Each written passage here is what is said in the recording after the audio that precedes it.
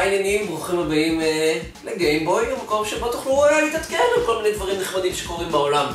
למשל על, לא יודע, משחקים וכל מיני דברים כאלה. תגידו שלום יפה לצ'רלי. צ'רלי, תסתכל על המצלמה. יופי. אנחנו נפתח אבל באווירה פחות מבודחת, אנחנו חייבים לנשום עמוק ולפתוח עם הידיעה באמת חשובה של היום הזה.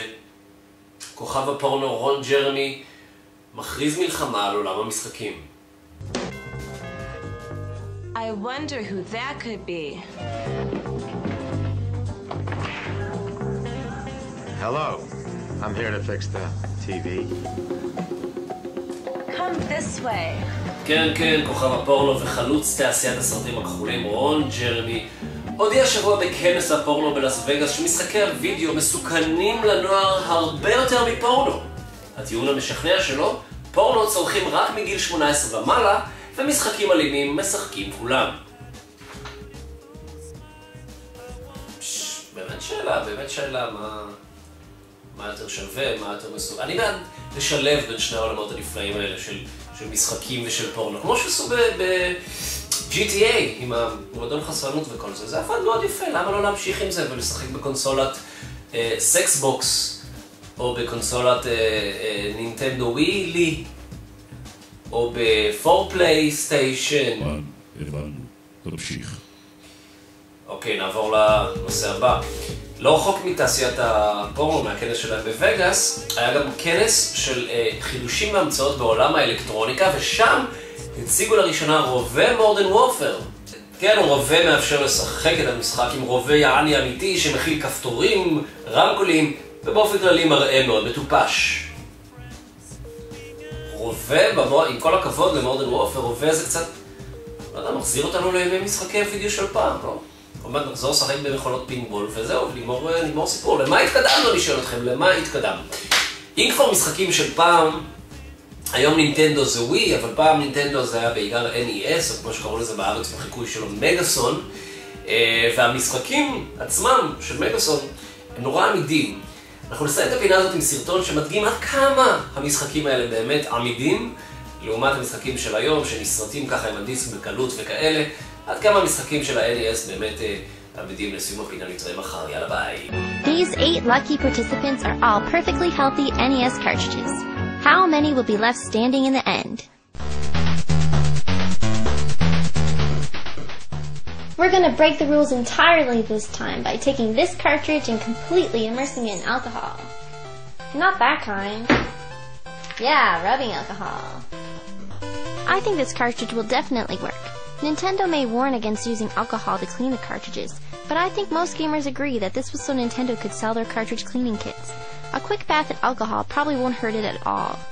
The cartridge was left to dry overnight and then tested in the morning. It worked no problem.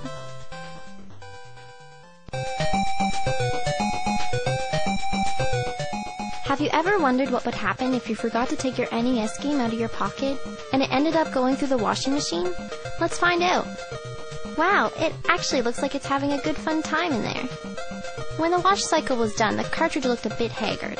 We left it to dry for 6 hours before popping it into the NES. I didn't think it would work, but it did. So you have nothing to worry about the next time it happens to you.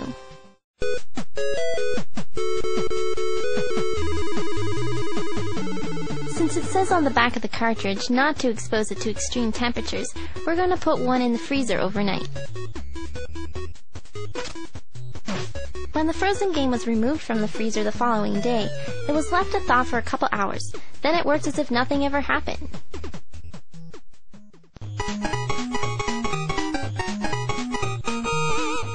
One cartridge is left outside for 3 days. Is it possible for one brave NES game to survive the Canadian outdoors in the winter? It will face below freezing temperatures, high winds, snow, and maybe even wild animals. The cartridge was buried in the snow by the end of the 3rd day. I was unsure if this one would survive. 3 days is a long time to be exposed to the elements. It gave us a bit of trouble, but it eventually worked. So if you find an NES game on the ground, pick it up and take it home. It might just work. Can an NES game survive having a hole drilled through it? Well, it certainly can if you completely miss the circuit board and only drill through the plastic. We drilled one hole through the game in an area we thought it might hit something major. Apparently it didn't, because it still worked. Hole number 3 would go directly through the contacts, as we all know how finicky those are.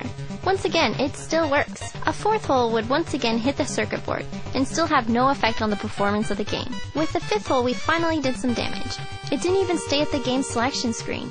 It went straight to Super Mario Bros.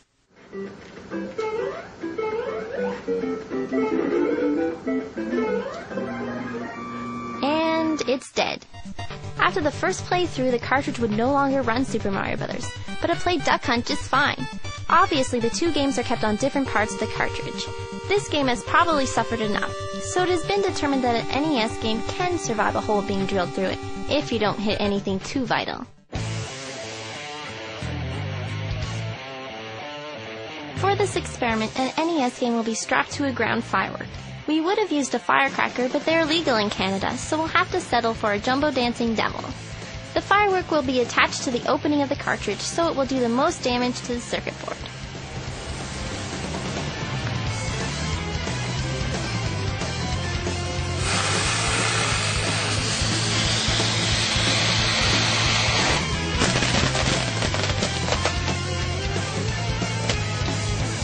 The plastic was singed and the cartridge smelled really bad, but it didn't appear to have melted the circuit board at all. The game still worked, but perhaps it wouldn't have if the flames had gone inside the cartridge instead of in the opposite direction.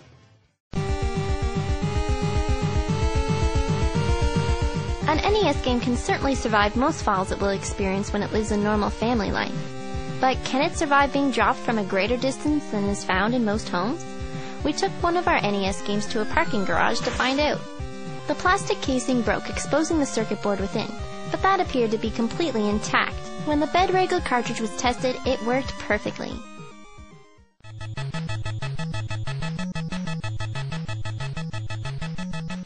It was decided that the last cartridge would be hit by a car. It was anticipated that the force may shatter the circuit board, but apparently being hit once won't harm it at all. The plastic may have been crushed, but the goods inside remained unscathed. I think it's now clear that NES games are pretty tough. It was completely unprecedented that almost every cartridge would survive these experiments.